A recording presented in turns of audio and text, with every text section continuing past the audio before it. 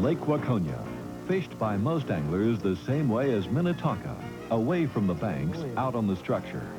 But that's not the case today, as Mike Hartman and Chuck Roberts go to jigging pigs and fish the willows in less than 3 feet of water, Southern style. There he is. Well, these are little fish. See how far back I had to be? Yep, that's right. I'll tell you, you can just flip the dickens out of this place.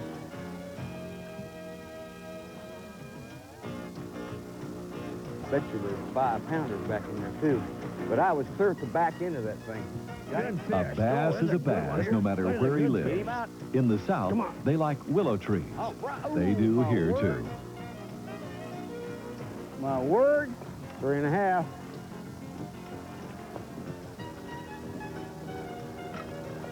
Another one. Oh, figured there'd be a couple of them underneath there. You know what you got to do, Chuck? Because after they hit, you got to let them go. Yeah. So the line starts moving. Like that. Look at there. Another good one.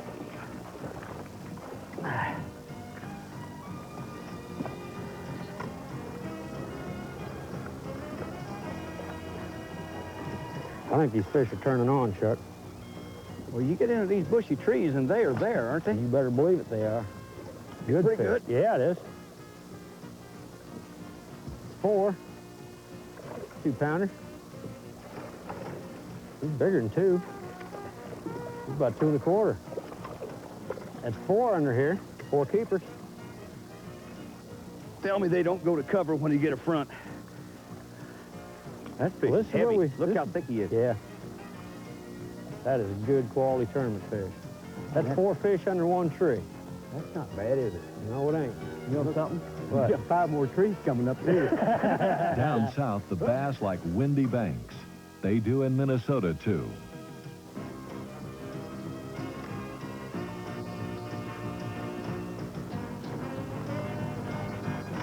There's a good one. That's a good fish. That's a good fish. He's 3.5 pounds. That's a good one.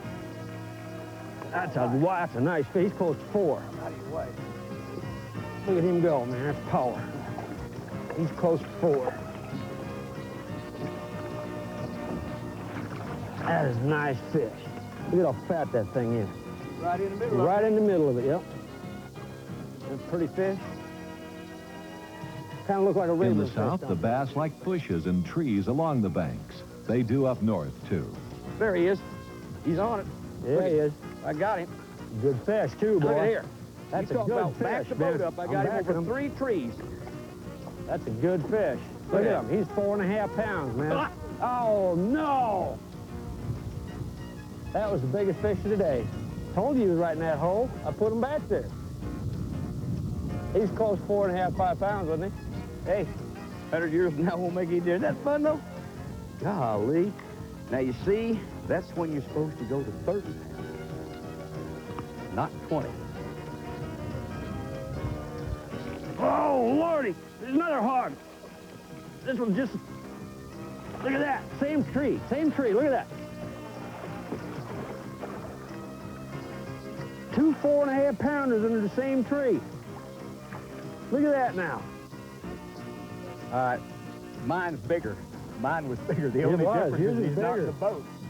It's about 4 pounds here. I can't believe there's 2 fish under there.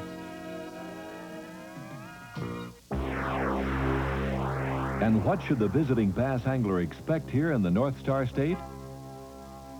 If a good bass fisherman, say from the South or wherever, came up to Minnesota and he had a little bit of help from the standpoint of some guidance as to what lakes to go to, what lake to fish, whatever, what would you expect to see? What could he catch? Well, he could expect to catch at least 20, 30 bass a day.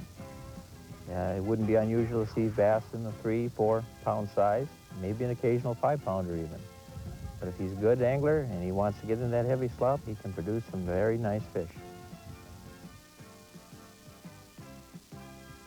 If the bass angling is so great here, then why don't more fishermen take advantage of this resource? Another question, I think I know the answer, but I'd like to hear it maybe in a different way. If this is such a great bass fishery up here, and there is more and more awareness of bass fishing throughout, why don't more people bass fish? Well, we have the walleye syndrome in Minnesota. and most average anglers consider the walleye the prime fish that they want to catch. And from past experience, perhaps, of getting a bad eating bass, most people are down on even eating them. And the action is there with bass over walleye, but their preference is walleyes in Minnesota. Minnesota bassin, the only real difference between the bass here and their southern cousins. Up here, they need overcoats and ice skates in the winter.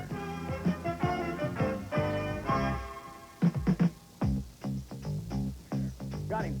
Good fish. Good one. Right now, it's time for the Pros Pointer, the how-to section of the Bassmasters. What we've found pretty much in the summer pattern throughout the country is that the jig and pig is probably the most effective bait early in the morning when the fish are a little more aggressive.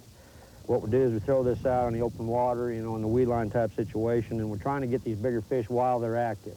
Okay, as the sun goes on and it gets a little brighter and a little tougher fishing, we'll move on to the 1/8 ounce exposed hook jig head like this, little mushroom head, with a winged snake top deal or a plain 6-inch worm, you know, or something like that, and bite it down a little bit and butt it up. As it gets a little tougher as the day goes on, which it always does up here, we'll go down as far as a 4-inch little curly tail worm like this, or a straight tail worm, with a 16th, 3/32nd, or 1/8 ounce light jig head like this on light line. And this will effectively catch fish all day long, pretty much in all conditions. Real important when you're fishing this type of cover, when it's real heavy and real thick where you ain't got a direct line hook up with them, to sharpen these hooks. And I mean get them really, really sharp so that they're just like a needle. Because when you're around these branches and stuff, and sometimes you're setting a hook, you're not pulling directly on that fish, and you're going around something, there's a flex in it. So you got to use every advantage you can in order to get that hook into them. And the way you have to do it, I like to use a file when I'm out in the boat. You go one way, you just touch it a few times on each side, that thing comes out just like a needle. And I'm sure you know that you're going to stick more fish and you aren't going to miss as many. Minnesota bassin. As soon as the ice melts this spring, it'll be a great place to fish. But next week, we'll be way down south of the North Star State, down where the bass don't have to wear overcoats and where they grow big all year round. We'll be at famous Lake Okeechobee for the Bassmaster Florida Invitational. It's a great tournament with big, big bass and down-to-the-wire 11th-hour excitement. Plan to be with us. For the Bassmasters, this is Ray Scott, and we'll see you next week.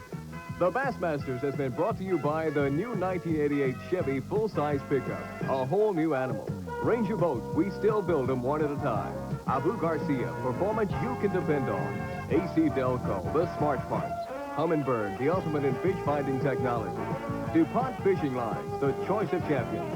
Ziploc storage bags, protection from the great outdoors. And by the Bass Angler Sportsman Society.